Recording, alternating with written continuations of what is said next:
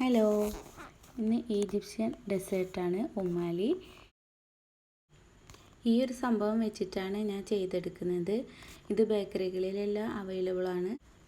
ശരിക്ക് പപ്സിൻ്റെ sheet bake ചെയ്തെടുത്തിട്ട് അങ്ങനെ ചെയ്താലും മതി, അതല്ലെങ്കിൽ ബ്രെഡ് വെച്ചിട്ടും ചെയ്തെടുക്കാം.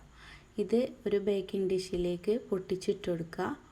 ചെറിയ പീസായിട്ട് കട്ട് ചെയ്തിട്ട് വേണം ഇട്ട് കൊടുക്കാൻ. അതിലേക്ക് പിന്നെ വേണ്ടത് നട്ട്സാണ്. ഞാൻ പിസ്താഷ്യൂ, കാഷ്യൂസ്, ആൽമണ്ട്സ്, വാൾനട്ട്, പിന്നെ കുറച്ച് റൈസിൻസും കൂടെ എടുത്തിട്ട് അതാണ് ഇട്ട് കൊടുത്തിട്ടുള്ളത്. എന്താണോ കയ്യിലുള്ള നട്ട്സ് ഉള്ളത് അത് ഇട്ട് കൊടുത്താലും മതി. നട്ട്സ് ഇടണമെന്ന് നിർബന്ധമൊന്നുമില്ല. പിന്നെ ഒരു കാര്യം ശ്രദ്ധിക്കാനുള്ളത്, ഇതുപോലെ ഗ്ലാസിൻ്റെ ട്രേ തന്നെ വേണമെന്നില്ല, സ്റ്റീലിൻ്റെ എന്തിൻ്റെയും എടുത്താലും മതി. ഇത് ബേക്ക് ചെയ്തെടുക്കാനുണ്ട്. ബേക്ക് ചെയ്തെടുക്കുമ്പോൾ ചൂട് തട്ടുമ്പോൾ പൊട്ടാത്ത അങ്ങനെയുള്ള ട്രേയിൽ വേണം ചെയ്തെടുക്കാൻ. അത് പ്രത്യേകം ശ്രദ്ധിക്കണം. പിന്നെ ഇതിലേക്ക് വേണ്ടത് ചിരകിയ തേങ്ങയാണ്.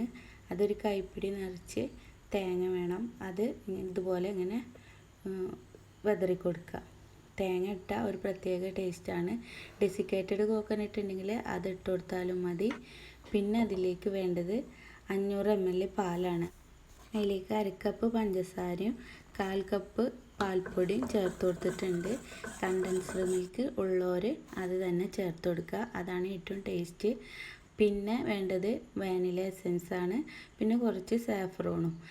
ഇതെല്ലാം ഇട്ട് നന്നായി മിക്സാക്കിയതിന് ശേഷം ഫ്ലെയിം ഓണാക്കുക. എന്നിട്ട് ഒരു 5 to 10 മിനിറ്റ് ഒന്ന് തിളപ്പിച്ചെടുക്കുക. പാല് വറ്റി കുറുകി വരുന്നു വേണ്ട, ഒന്ന് തിളച്ചാൽ മതി. നന്നായി ഒന്ന് തിളച്ച് വന്നാൽ ഫ്ലെയിം ഓഫാക്കുക. എന്നിട്ട് ഒന്ന് ചൂടാറിയതിന് ശേഷം, നല്ലോണം ചൂടാറിപ്പോവണ്ട, അതിന് മുമ്പ് നട്ട്സിൻ്റെ മിക്സിലേക്ക് പാല് ഒഴിച്ചു കൊടുക്കുക. പാലിൻ്റെ മിക്സ് ഫുള്ളായിട്ട് ഒഴിച്ചു കൊടുക്കുക. അതിൽ ഇട്ടിട്ടുള്ള ആ ബ്രെഡിൻ്റെ അത് മുങ്ങിക്കെടുക്കണം, ആ രീതിക്ക് ഒഴിച്ചു കൊടുക്കുക.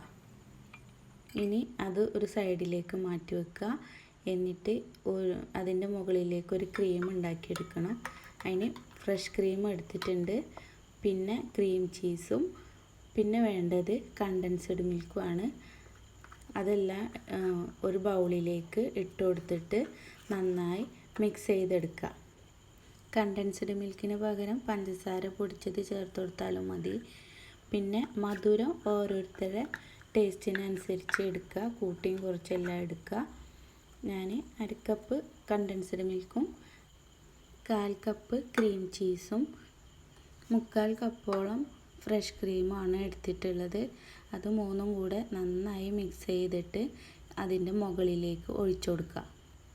എല്ലാ ഭാഗത്തേക്കും എത്തുന്ന രീതിയിൽ ഒഴിച്ചു കൊടുക്കുക. ഗ്യാപ്പൊന്നും ഇല്ലാണ്ട് അത് സ്പ്രെഡാക്കി കൊടുക്കുക. ഫുള്ളായിട്ട് ഇങ്ങനെ ഇതുപോലെ ഗ്യാപ്പൊന്നും വരാത്ത രീതിയിൽ സ്പ്രെഡാക്കി കൊടുക്കുക.